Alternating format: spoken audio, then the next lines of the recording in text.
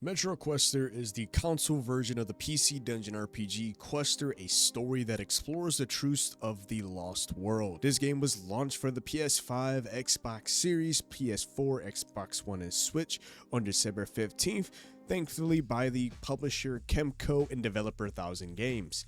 Thanks to the team over at Kemco, I was able to get a key for the Windows version of Metro Quester, so replicating as much as I can through the console version of the game, I am able to give you guys a first impressions on what to expect for all my console players out there that's looking to get into a brand new RPG. And no, they did not tell me to say nice things about the game. Everything that I'm going to talk to you about is within my first impressions of playing this game for the very first time.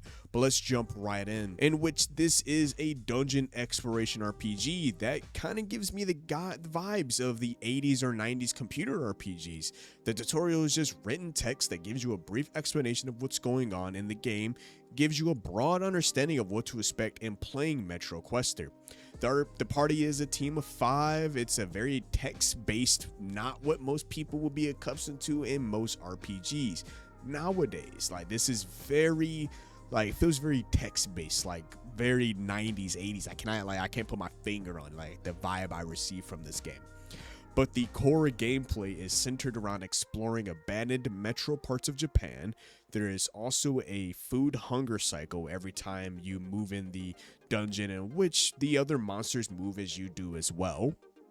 When you set up battle, you can click between what you want your party members to do, whether you want them to attack, do you want them to apply buffs, debuffs, and you can set up your party's attack. You can run the game battle as well and watch the battle start and see how well your team does in the battle. Let's just say I had a couple of anxiety moments when I realized that my team was just not cut out for these particular fights. There's not much to the visuals that play out as the battle begins, so don't expect overly exciting visuals during battles or much animations as we do now. Like I said, this is a very textbook RPG. The game's graphics and sound design does give me a bit of nostalgia from playing much older RPGs. Growing up back on, the good old Windows Vista PC back when I was a kid. It's very simple to design, and the music fits that as well with this nice upbeat 16-bit retro soundtrack. I haven't seen any bugs as well. It seems quite simple. There's no lag. It's just so simple, and I think that's quite the beauty of this game. It won't be for everyone, but if you're liking to go back in the old days and play some more modern retro RPGs, then Metro Quester is the game for you.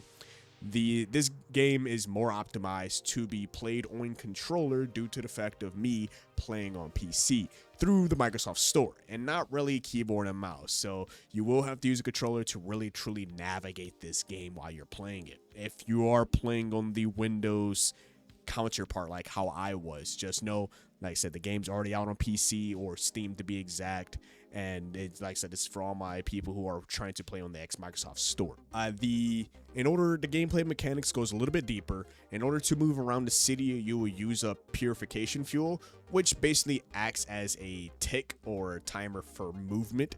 But as you move around, if you run out of purification fuel, you will actually be sent back to the base and regather yourself and cause the game day cycle to go to the next day. There is a time limit, or more like a day cycle, which you will run out of food.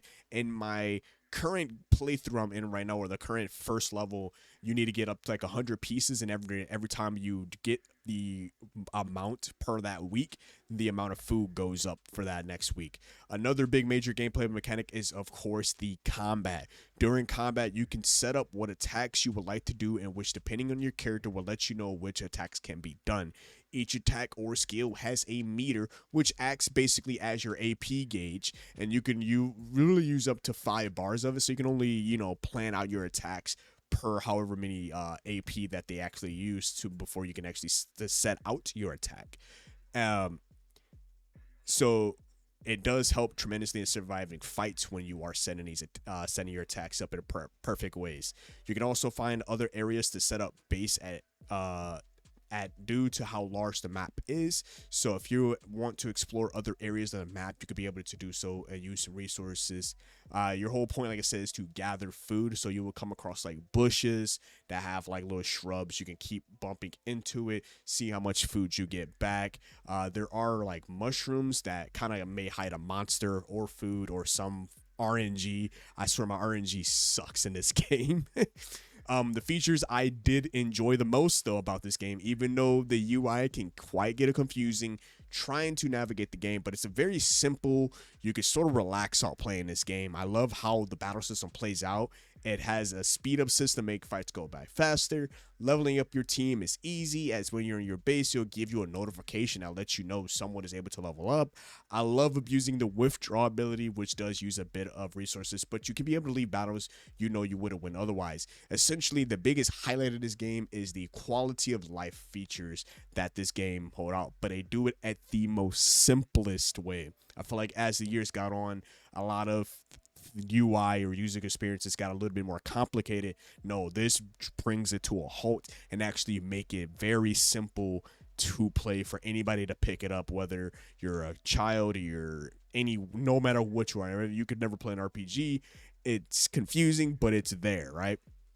But that leads me to the biggest frustration I have with this game is the lack of helping players actually get into the game. It feels like the game kind of just drops you into a middle of a game that was already being played, like most of my party already have leveled up on another save. Now, I would say this, I don't know if the team over at Kemco gave me a boosted account. Couldn't tell you, that was not spoken about, but I just know when I hit new game, my characters already had levels and I'm going against all different levels of monsters. So just want to make that known for you guys as well.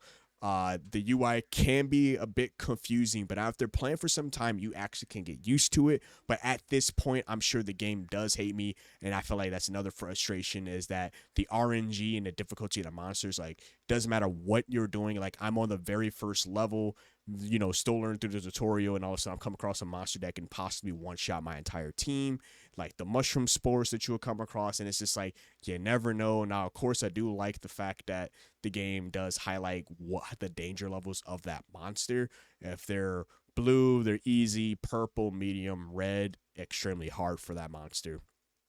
And you can, you know, farm the low-level monsters, and you can easily run away. It will use Purification Fuel, but you can run away if you don't want to go into a different battle. My overall first impressions of Metro Quest is this game is pretty fun. It's relaxing.